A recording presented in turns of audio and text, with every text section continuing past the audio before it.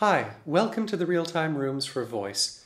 Today we're going to learn about how to use these rooms to collaborate in real time from one room to the next, how to record in the RealTime Rooms, and how to use the RealTime Rooms to connect to someone else who's not in one of these rooms using SoundJack. First, let's talk about what all of the conservatory's RealTime Rooms have in common. They all have one of these really wonderful Sennheiser shotgun mics. A shotgun microphone is a microphone with a really narrow pickup pattern. It hears clearly what's directly in front of it and does not hear clearly anything that's out of its angle of focus.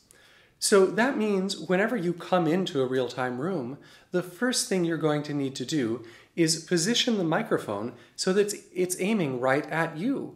Or if you're a pianist, you're going to want to bring it so that it's pointing into the crook of the piano, following generally the same angle as the lid of the piano. And you'll have the best luck, pianists, if the lid is up, because then you'll get the full range of frequencies of the piano. The high frequencies won't be blocked by the lid. The microphone will sound best if it's about anywhere between 1 foot to about 6 feet of distance. And you can hear as I talk and walk closer to the microphone that gradually you wind up losing more of the sound of the room and hearing just the sound of my own voice. So this is me at 1 foot. This is me at 2.5 feet, 4 feet, 6 feet, 6 feet, 5 feet, 4 feet, 3 feet, 2 feet, 1 foot. Now, just so you know, here's what it'll sound like if you forget to aim the mic at you. So now I'm talking, and you can still hear me, but what you're hearing really is the sound of my voice bouncing off the walls over there and coming back to the microphone. So it's a much more diffuse sound and not generally the sound that we would want for this type of collaboration or for recording. Let's bring that back where it should be. The other thing all of the real-time rooms have in common is this wonderful camera and monitor setup. So the camera up top there is for showing you to whoever's in the other real-time room. And of course here we can see the other real-time room on the screen. But let's say that I'm collaborating with a pianist in the other room. I might need to move that around. And so we have this remote control which on the bottom says camera 1 this room, camera 2 that room. So we just select camera 2 up top here, pressing the little 2, and then we aim at the infrared sensor down here to bring that camera around so that I can see the pianist that I'm collaborating with. You can also zoom in, zoom out, and do various focus things and things like that. So after you've set up the mic, the next thing to do is set up the camera angle so you can see who you're collaborating with. Great. Now let's talk about setting the input level of the microphone. Each real-time room is also equipped with a high-quality microphone preamplifier. This allows you to set the input level of the microphone. So to turn the input level down, we can just turn this down like this, and to turn it up, we can turn it up like this. Now, where should you set it? You'll see this wonderful volume meter in each of the real-time rooms. And basically, you'll want it to be just at the high end of the greens, maybe every now and then touching the yellows. But if it starts touching the reds, you're going to get what's known as clipping. This is a phenomenon where the audio signal is too strong for the equipment that it's passing through. And so it becomes distorted. Just to demonstrate that, I'm going to just sing a long note and gradually turn up the microphone gain until we get clipping, and then turn it back down.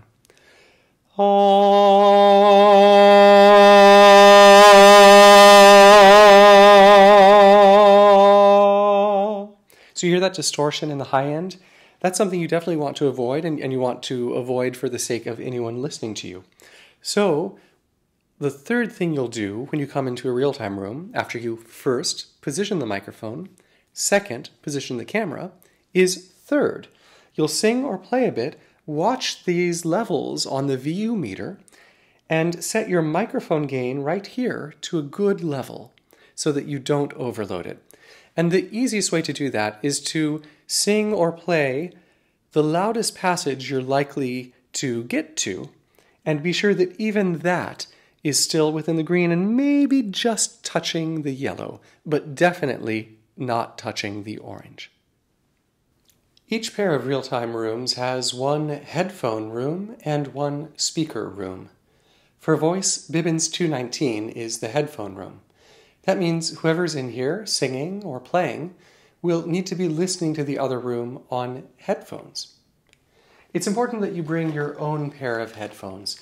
For sanitation purposes, we're not providing headphones for you. When you bring your headphones into the room, you can plug them into any of these 4 headphone jacks.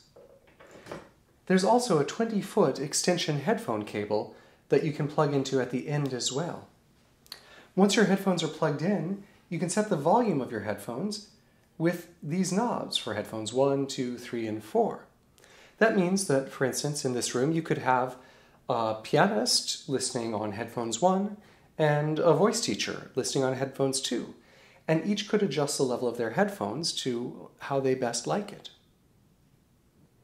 Now let's look at how to adjust the mix of what you're hearing in your headphones. For this, we'll use this Mackie mixer right here. The purpose of any mixer is to combine multiple input sources into a single output source. They all have a similar layout where you have different channels, and each of the knobs and levers in a channel affect the incoming source for that channel. So in this case, you can see we have 4 active channels. We have this room, which I've labeled me, the other room, which I've labeled them, and the left and right channels coming out of the computer. Now, this mixer in Bibbins 219 is serving 2 purposes. Its first purpose is to control what you're able to hear in your headphones here in Bibbins 219. And that's controlled by this red row of knobs. So if I want to hear myself, I would adjust this knob up. But if I don't want to hear myself in my earphones, I would turn that down. This second knob over controls how much of the other room I hear. And these third and fourth knobs over control how much of the computer audio I hear. So, for instance, if my teacher is connected to me on SoundJack, I can turn how much I hear them up or down using these knobs. Let's think about the times that you might want to adjust what you're hearing in your headphones. When might you want to hear yourself? Remember, that's channel 1. The common situation is if you have a pair of closed-back headphones, you won't be able to hear the sound of your own voice in the room very well. And so in that situation, you might want to turn up the sound of your own voice in your headphones so that you can hear the sound of it from the microphone. Similarly, if you have open-back headphones, you probably won't want to hear your own voice. When might we want to have channel 2, remember that's the other room, turned down in our headphones? The likely case is if at the start of a lesson, say, the other room is in a rest period and the HEPA filtration unit is running at full blast. In that case, you almost certainly don't want to hear the sound of the fan noise in your ears. But if your pianist then comes and joins, or your teacher, then you can simply turn it up so you can hear that. And how about channels 3 and 4? Remember, these are the computer left and right channels. When would you want to turn those up or down in your own headphones? Well, certainly if you're connected to someone by SoundJack, you'll want to be able to hear them. And this is how you hear them.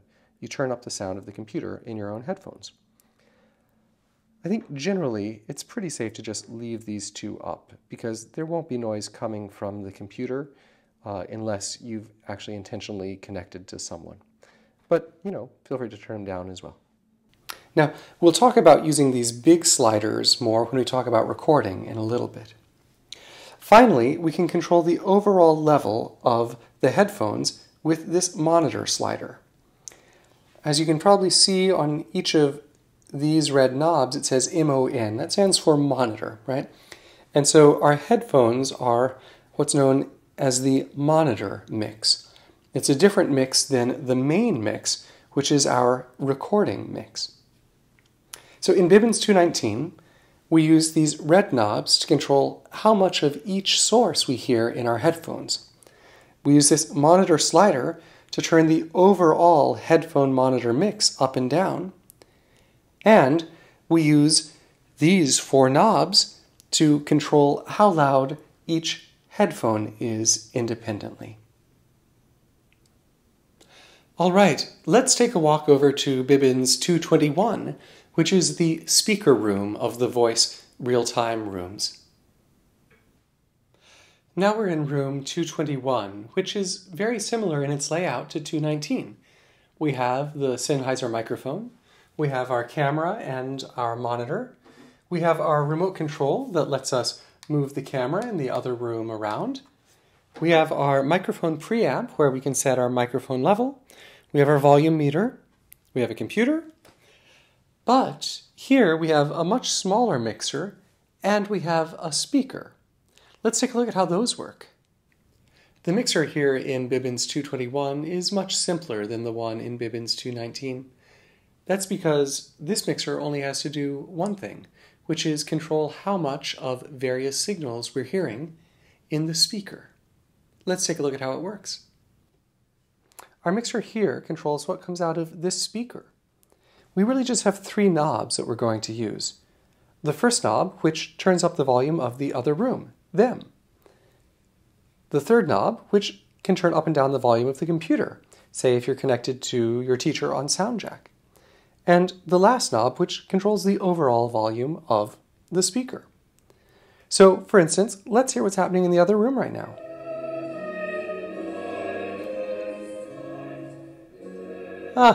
Sounds like St. John Passion. Amazing we fit all that in the room. Now, you cannot turn up the sound of your own voice on this mixer. And the reason for that is because if you did, you'd get feedback between the microphone and the speaker. So instead, you just have the option of turning up the other room, the computer, and controlling the overall volume. So the setup here in Bibbins 221 is significantly simpler than the one in 219 because 219 is the room that's set up to control all the audio recording processes. Great, that's it for the basic use of the RealTime Rooms. We've learned how to position our microphone and set the microphone's input gain so that we sound our best, how to aim the camera in the other room so we can see our collaborator, and how to adjust the mixer in either room to balance what we're hearing in our headphones if we're in Bibbins 219 or in the speaker if we're here in Bibbins 221. And that's all you need for basic collaboration between the RealTime Rooms. In addition to being set up to enable room-to-room collaboration, the voice RealTime Rooms are also set up to allow high-quality recording. And all of those controls are located here in Bibbins 219. First, we have a USB thumb drive or SD card audio recorder. Let's take a look at how that works. Bibbins 219 is equipped with an SD card and USB thumb drive recording device. So to use it, just insert either your SD card or your USB thumb drive. And once it's loaded, press record. You'll see that it's recording because the numbers are counting up here, also because the record light is glowing red. The first rule of recording is test how the recording sounds. So before you've done a full take, just play a little bit, and then stop it, and plug your headphones into the headphone output that's actually on the recording device. Then you can use this knob to navigate to the last recording you've made, and you can press play and have a listen through your headphones to see if it sounds good. If it doesn't, adjust anything you need to and record again. Now let's imagine that the audio levels don't sound good. Let's take a look at how we can use the mixer to adjust audio levels. Okay, let's look at the mixer and see if we can figure out what went wrong. All we heard on the recording was me. Let's see here. Oh, well, this explains it. I'm the only thing that's turned up in this row of sliders. It's this row of sliders that controls what actually gets recorded. So if I want to hear the other room, I have to turn it up.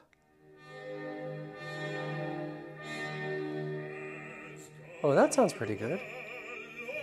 I think I know that piece. Wow. It sounds like Bryn Terfel singing Elijah next door. Cool. If we want to record the sound coming out of the computer, we can do that as well. And if we want to record just ourselves, we can do that by leaving them all the way down. For recording, you can control the panning left or right of each channel with these pan knobs. If you want to record both, say, yourself and the other room on totally separate channels so that you can later edit the balance between the two using an audio editing program like Audacity, then you should set them hard left and hard right. But if you want to use your recording right away without doing any editing and don't care about the need to adjust balance later, then you should set them more towards center, like this. Although Bibbins 219 is set up as the main recording control room, you can record in Bibbins 221 by using QuickTime. You'll find a link to QuickTime on the desktop at the lower left-hand side. Double-click on this, and then go up to the File menu, choose New Audio Recording, and when that opens, with the little caret next to the record, the little down triangle, click that, and select US 16:08 as the audio input. When it records, it will record channel 1, the other room, on the far left-hand side, and channel 2 on the far right-hand side. So if you want to use this recording for something, you will have the ability to adjust the levels between those two channels, and then you can later pan them back to center using audio software like Audacity. So that's how we make an audio recording using the Voice RealTime Rooms. What if we want to make a video recording with good audio? Well, that's what I'm doing right now. There's a little bit of a trick to it.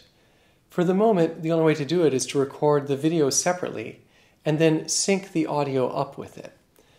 The real trick to that is that when you start recording the video, if you clap so you can see yourself clapping in frame while you're recording the audio as well, then you can synchronize visually in something like iMovie the moment that your hands come together with the sound of the clap on the audio recording. So you can use iMovie or Final Cut Pro or Adobe Premiere or any number of programs to synchronize your video and your audio and have both a really good video with good audio quality as well. There is one video camera on a tripod for shared use between the two rooms. To record on the video camera, you'll need to bring a blank SD card that is rated at least Class 10. Use the camera's on-screen menus to format the SD card to be sure it's ready to record before you begin. The Voice RealTime Rooms are set up to connect to people elsewhere using SoundJack as well. Here's how it works. In Bibbins 219, the volume sliders on the mixer also control the volume levels of what's being sent to SoundJack. When you come into Bibbins 219 or 221, on the computer desktop you'll see instructions for how to configure SoundJack. So the first step is we launch SoundJack, and we can do that by just double-clicking on that SoundJack helper program icon. And then, sure enough, we see up top here that it has launched the SoundJack background program. Step 2, we go to SoundJack. We can do that by just double-clicking on the volume meter, and up pops SoundJack. It's very likely that you'll already be logged in as either Oberlin B219 or Oberlin B221. If you're not, don't worry, let me just log out to show you. In fact, the computer will remember the login, and so you can just log in using that username. Once you've logged in, go to the public stage. And then you have to decide whether you're sending the sound from just this room, you're sending the sound from both rooms, or you're just listening in. Let's think about when we would do each of those. So you might send the sound from just this room if you were just having a lesson with your teacher who was, say, in their studio and you were here, but nobody was in the other room at the same time. And you might send both rooms if you had a pianist in the next room and you were singing here. And so you want the sound of both of those to go to your teacher. If you're doing that, then your pianist in the other room will choose just listen because you're already sending sound for both of you. So let's imagine that that's exactly the case, that I'm here singing and there's a pianist next door playing. So I want to send the sound of both rooms. I'm going to copy these settings into the SoundJack stage. So for my input, I'm going to pick the USB audio codec. By the way, it's always the second one in B219. And then I'm going to pick for my output the, what does it say here? Built-in output. Great. Check that. And now I'm all set. Now I can scroll down to the list of people and I can connect to whoever I want to connect to. And that'll be great. Now, in order to hear whomever I'm connecting to on SoundJack, I have to remember to turn up the computer volume on the monitor on the mixer. So remember those little red knobs and just turn up the third and fourth one so that you can hear the computer volume within your headphones in Bibbins 219. The process for connecting to SoundJack in Bibbins 221 is very much the same. All of the instructions will be there on the computer desktop for you to follow. And then once you're connected, you'll just turn up and down the computer volume knob on the mixer there so that you can hear it in the speaker. The computers in each of the voice real-time rooms are also set up for video conferencing using Zoom, Jitsi Meet, and LiveLab. You'll find shortcuts to each of these on the desktops of the computers. These video conferencing apps will use the computer's built-in camera, not the camera on top of the television, so you'll need to aim them appropriately. One more thing. Each of the voice real-time rooms has a portable HEPA 13 and UV light filtration system. When you leave the room, please first turn it on, set the timer to 2 hours, and set the fan speed to 5.